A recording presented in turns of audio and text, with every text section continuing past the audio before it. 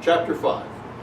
Chapter 5 is written by Eric Park, who was the young associate pastor at Brian Balknight's church.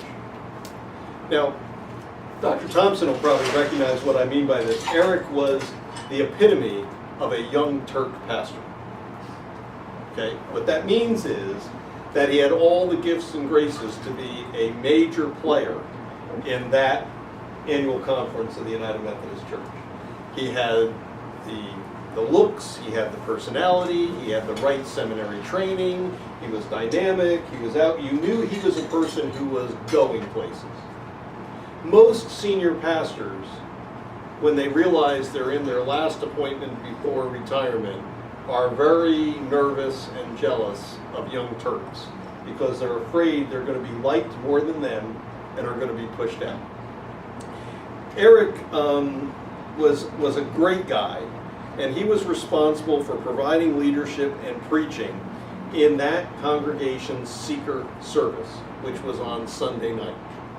And they didn't have a place to do that contemporary worship thing. So this very formal cathedral-style stone church, they would actually bring in every Sunday afternoon. There was one team whose responsibility was for installing the stage and hooking up the lightings on the stone columns so they wouldn't show for Sunday morning, and putting in the sound system. There was another ministry team that did the music, and there was another ministry team that tore it all down. Now this is a church that on Sunday morning, the pastors all wore robes that looked exactly alike and were made special for them by the robe manufacturer. The choir had a complimentary robe set that was not quite the same. Okay. So you know how formal their Sunday morning worship is. And Sunday night is very informal. So I've been there with both Brian preaching on Sunday night and Eric preaching on Sunday night. So Brian gets into, as he calls it, slacks and a sport coat with no tie, and that's as informal as I can get.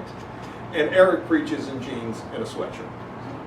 Music is by guitar or by band or by CD, and it's amazing to me, what age do you think is coming to the Sunday night service? All people are coming. It's almost mixed right down the middle of young adults, teens, and old people. Who are the old people? Grandparents. The grandparents of the people who are leading worship. I found it fascinating. I really did. It was great. Now, Eric lays out what it's like to do a seeker service in a mainline church. Talks about the early models of open-air preaching, talks about the issue of Wesley within his tradition, talks about his own personal journey of trying to find worship that's meaningful, and talks about what exactly a seeker is, someone who is seeking to understand what it means to believe. Talks about why the church is interested in seekers, tries to make the difference between boomer and next generation. I think that's probably the weakest portion of his chapter. I had him as a student in our VMIN program, and he certainly has moved well past what's being presented here. I think he does a great job with biblical imperatives of reaching people who are seeking. That's why some of the illustrations I use in our informal discussions about who it is that Jesus was talking to, and Jesus was offering them that personal relationship with Christ, and then at part of a larger group, but not everyone accepted it, and Jesus didn't chase them down. Didn't offer to make the believing palatable or popular. Didn't make it easy, just laid it out for what it was. And he does the same thing. He talks about a number of people, both in the biblical material and out, and then talks very clearly about what a typical seeker-sensitive service is like in their church. And they did the 7-11 songs, 7 words, 11 times. They did the personal testimony in a very non-traditional way. They did the drama every week.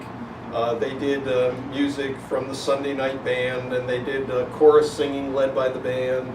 They did an offering, and they explained why they gave money. They did a solo that was an inspirational song, and then they gave a message offered by the pastor. Now, the thing that I'm most interested in is he lays out a number of non-negotiables, and I could go through all of them. There's 11. I like his conclusion that seeker worship should be more like a movie theater than a museum. I think that's kind of a shot at Sunday worship being like a museum. But let me conclude my view of this chapter this way. Almost every senior pastor of that large membership church that I saw was very worried that their young staff would somehow eclipse them. And remember, this book comes from and was born out of a series of national conferences. And I will never forget the opening kind of lecture or presentation was always made by the host pastor. We're about halfway through the presentation as Brian is laying out this body building, the previous chapter, that whole issue of spiritual gifts. He's halfway through that, and you would expect him to stay right there because that's his thing. And instead, he talks about how excited he is about the Sunday night service. Because we were just done with summer. This was a fall conference. And what do you think he was most excited about at the Sunday night service? More people had been attending the Sunday night service than the other 3 regular services combined. And who was leading it? Eric. And I thought to myself, here's someone who is so secure in his identity, his clergy identity, that he's excited. What he was excited about was this new service was reaching more people than the regular Sunday, because the regular Sunday morning service, everybody was on vacation. The seeker service was still bringing people in, meaning that there were people interested in being in church year-round that were never in church at all. And he talked about how effective Eric was. And I thought to myself, if there's a difference between ministry in the modern or hyper-modern era and the postmodern era, it has to be one about giving ministry away.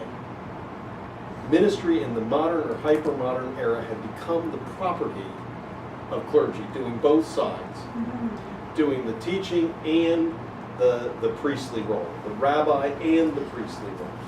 And here Brian is talking about breaking it up and giving it away. He was excited that his staff, even though Eric was ordained, all the lay persons involved in that service. You figure how many people were involved in that service to put that stage up, do the band, the lighting, the music, and tear that stage down. There were more people involved in that Sunday night service than any other service.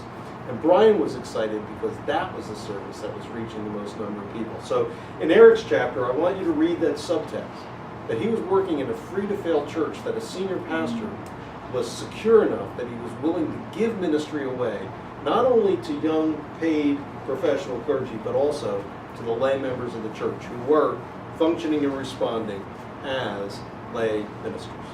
Thanks very much.